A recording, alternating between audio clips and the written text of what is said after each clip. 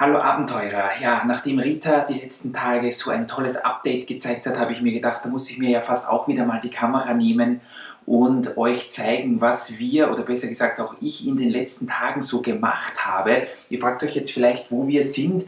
Das ist die Tür zum heiligen Lego-Raum. Ich filme jetzt gerade von unserem Stiegenhaus. Wir haben da jetzt in den letzten Tagen mal ein bisschen für Dekoration gesorgt, dass man auch weiß, wo man hier hingeht. Hier drinnen ist also unser Lego-Raum. Hier am Boden, hier ist es leider etwas dunkel, aber ich hoffe, ihr könnt erkennen, sind noch die ein oder anderen Schätze, die wir für die nächste Zeit noch so in petto haben. Das müssen wir aber erst dann noch aufbauen und entstauben. Ich würde sagen, wir gehen jetzt mal hinein in unser Paradies und ich heiße euch damit herzlich willkommen wieder einmal bei unserer Lego-Stadt. Ja, was wollte ich euch eigentlich heute zeigen? Wir haben an mehreren Fronten wieder mal ein bisschen gearbeitet. Einerseits hier im Zentrum, andererseits war ich relativ viel dort hinten, ganz am anderen Ende der Stadt. Aber ich würde sagen, wir machen einfach mal eine kleine Tour und immer wenn es was Interessantes gibt, dann halte ich die Kamera drauf. Kenner von euch werden jetzt sofort bemerken, dass hier die Monorail verschwunden ist. Das ist vollkommen richtig. Wir haben die Monorail-Gleise jetzt mal hier weggegeben und es fällt gleich auf, dass jetzt hier der Blick auf den Stadtplatz viel freier und frischer ist. Mir gefällt das eigentlich ganz gut. Es war das Problem, dass hier sowieso keine Monorail-Station Platz gehabt hätte.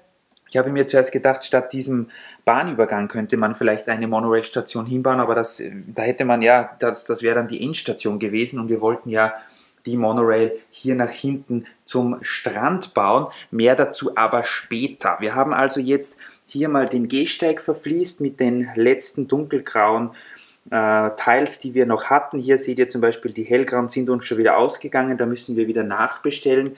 Hier fehlen noch ein paar Figuren, aber das sieht jetzt eigentlich dann schon ganz nett aus. Auch hier der Zaun ist jetzt ein bisschen erweitert worden. Wir sind am Überlegen, ob wir den nicht noch aufstocken, dass da ja niemand über die Gleise fällt. Ihr seht, der ist nämlich nicht besonders hoch, aber so sieht das schon einfach ganz toll aus. Dann hier weiter nach hinten. Ich weiß gar nicht, ob ich euch das schon gezeigt habe. Ich glaube nicht. Wir haben hier jetzt beim Einkaufszentrum, wo dieser neue Parkplatz und der ganze Außenbereich ist, auch hier die Gehsteige beim Science Tower und bei diesem Kaffeeladen etwas verbessert.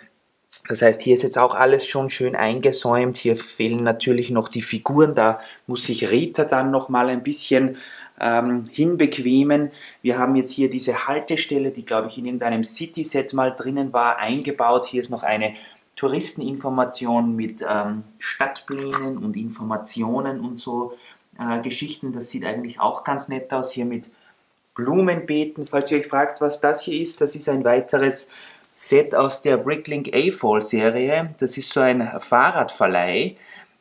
Da fehlen uns leider noch ein paar von diesen limegrünen Fliesen, damit wir hier Bikes schreiben können. Da haben wir leider nicht alle, aber wir haben jetzt trotzdem jetzt schon mal gesagt, wir geben das Set mal in die Stadt und bestellen, wenn jemand von Bricklink mal die Teile für uns hat, dann wird das nachgereicht, hier auch mit der Luftpumpe. Da gehört auch noch so ein kleiner Lastwagen dazu, der die Fahrräder transportiert. Also das sieht dann total nett aus und ja, wir haben gedacht, dass das ein ganz guter Ort hier ist für diesen Fahrradverleih und deswegen haben wir den hier eingebaut.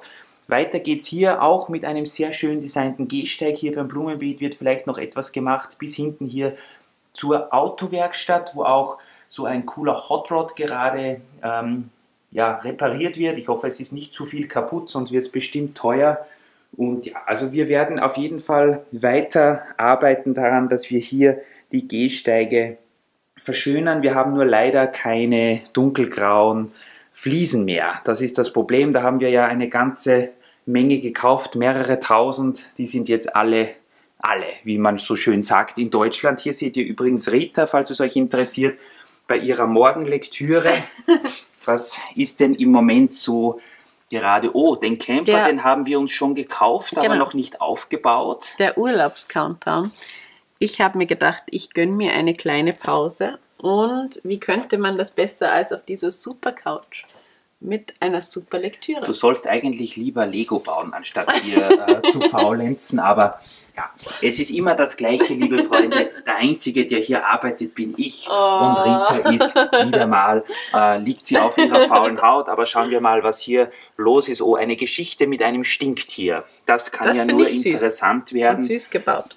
Dann hoffe ich, dass du dich inspirieren lässt und die Geschichte auch dann in die Lego-Stadt mit einfließen lässt. Viel Spaß auf jeden Fall und wir gehen jetzt wieder zur Arbeit. Ihr habt ja vielleicht gesehen, dass wir vor einiger Zeit hier schon mal eine Monorail-Station gebaut haben. Das liegt jetzt daran, dass die Pläne für die Monorail immer konkreter werden. Wenn ihr da mit mir mal nach hinten schielt, seht ihr, dass da schon ein paar Gleise verlegt worden sind.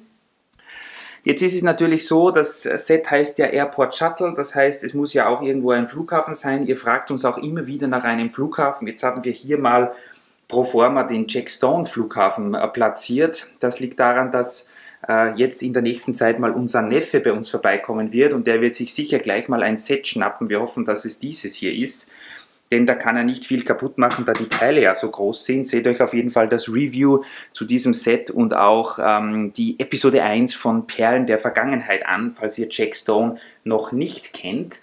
Dann habe ich in der letzten Zeit hier diese Kräne ein bisschen aufgehübscht. Die waren zum Teil noch zerlegt, da haben Teile gefehlt. Hier bei diesem Set hat die Waage noch nicht funktioniert.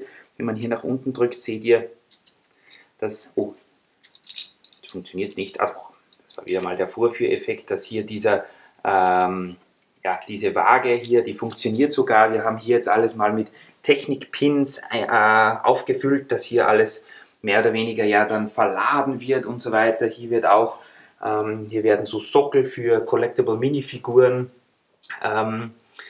verladen und hier gibt es auch gerade so Technik, ich weiß gar nicht, wie diese Teile heißen, müsst ihr uns helfen, die wir momentan nicht brauchen, die wir zu viel haben, die werden hier aufgeladen, da hat der Zug gerade welche gebracht, also das sieht eigentlich ganz nett aus. Hier an diesem Ort ist momentan noch unser Figurenarsenal, zum großen Teil aus den Figuren vom Legoland beheimatet. Ich bin am Überlegen, was wir hier machen. Also zuerst, ich habe jetzt schon wieder jede Menge graue Bodenplatten bestellt, die allerdings noch nicht gekommen sind. Hier werden wir auf jeden Fall noch, ich denke, Platz für irgendwelche Cargo-Eisenbahngeschichten machen. Ich habe vor, irgendeine Art Fabrik oder Industriehalle mal zu mocken. Vielleicht hat der Rita auch mal Interesse dran, dass wir sowas machen. Sehr gern. Sie sagt ja, das ist gut. Im Moment sind hier also die Minifiguren. Ja, hier haben wir ein bisschen zusammengeräumt.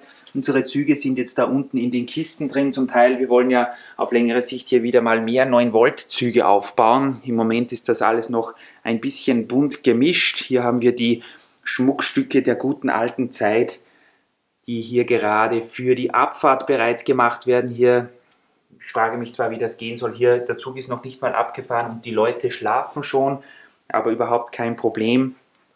Dann hier hinten hat sich auch einiges getan. Das zeigen wir euch mal separat, glaube ich. Wir haben jetzt da momentan auch teilweise nicht so viel Lust drauf auf das Winterdorf, weil die Temperaturen ja momentan doch noch sehr angenehm sind draußen. Ich glaube, das wird wirklich ein Winterprojekt. Auf jeden Fall sind unsere weißen Bodenplatten gekommen und wir haben jetzt mal ein bisschen damit angefangen, hier das Winterdorf zu erweitern. Das heißt, wir haben jetzt wirklich viel Platz. Es ist nicht mehr so, dass hier alles so dicht gedrängt stehen muss, sondern das Winterdorf ist jetzt ungefähr auf die doppelte Fläche angewachsen. Das heißt, wir haben jetzt auch hier eine zweite kleine Zugstrecke eingebaut. Wir haben ja immer ein bisschen einen Disput gehabt. Ich wollte den alten Winterzug hier im Winterdorf fahren lassen, Rita den neuen. Jetzt hat sie einfach ihren neuen auf einer separaten Gleisanlage bekommen, die um einiges kleiner ist als meine, aber da kann man jetzt leider nichts machen. Hier werden wir wahrscheinlich noch so halbe Bodenplatten in Weiß bestellen, dass wir hier bis zur Tischkante kommen.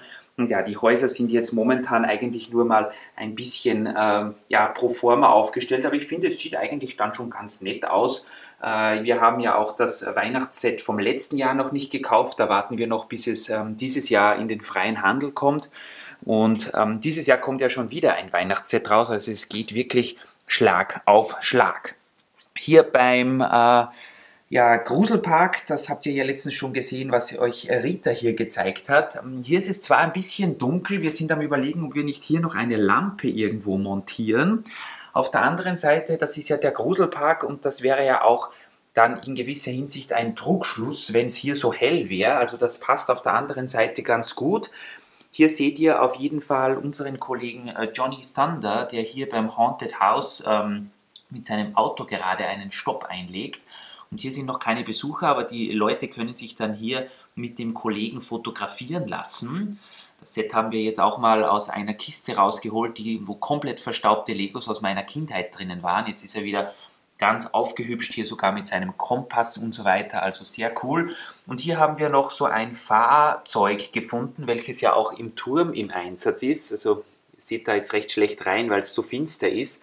Aber genau dieses Fahrzeug, also diese Karosserie, ist ja dieselbe wie bei den alten Johnny Thunder Adventurer Sets. Da haben wir jetzt nochmal ein hellblaues gefunden. Keine Ahnung, in welchem Set das noch vorgekommen ist. Und das wollen wir jetzt dann auch mit Leuten bestücken und da können sich die Leute so mehr oder weniger Probe sitzen, ob sie groß genug sind für die Fahrt und ob sie sich eh nicht zu sehr fürchten. So viel dazu. Rita ist noch immer hier, sie sieht aus, wie wenn sie erleuchtet wäre, weil das Licht so auf ihr Haupt strahlt. Also, das war das Heft. Aber ihr geht es auf jeden Fall gut. Sie hat es letztes Mal gezeigt, die Hogwarts-Geschichte jetzt wieder ein bisschen erweitert mit dem Astronomieturm. Eigentlich wollten wir euch das Set zeigen in einem separaten Review. Jetzt haben wir es aber schon hier eingebaut, hier auch mit dem Gewächshaus und so. Das sieht also wirklich sehr toll aus. Und bitte holt euch auf jeden Fall noch die große Halle, wenn ihr plant, auch in das Harry Potter Business einzusteigen. Wir meinen nicht die um 400 €, sondern diese hier. Denn Lego bringt da immer wieder tolle Erweiterungen raus und selbst ich als nicht der allergrößte Harry Potter Fan, im Gegensatz zu Rita, muss sagen, dass das ganz nett aussieht, oder? Das kann man ja wohl sagen. So viel also im Moment zu den Updates. Wir melden uns dann später nochmal. Wie gesagt, es gibt noch eine kleine Überraschung in puncto Monorail. Und ja, da werden wir dann bestimmt wieder mal was für euch filmen, wenn ihr wollt. Solange unsere Kamera nicht kaputt wird, gibt es da immer wieder Updates. Also dem steht eigentlich nichts entgegen. Wir wünschen euch einen schönen Tag. Rita winkt auch dort hinten noch. Baut was Schönes, lasst die Züge fahren und wir sehen uns. Bis demnächst.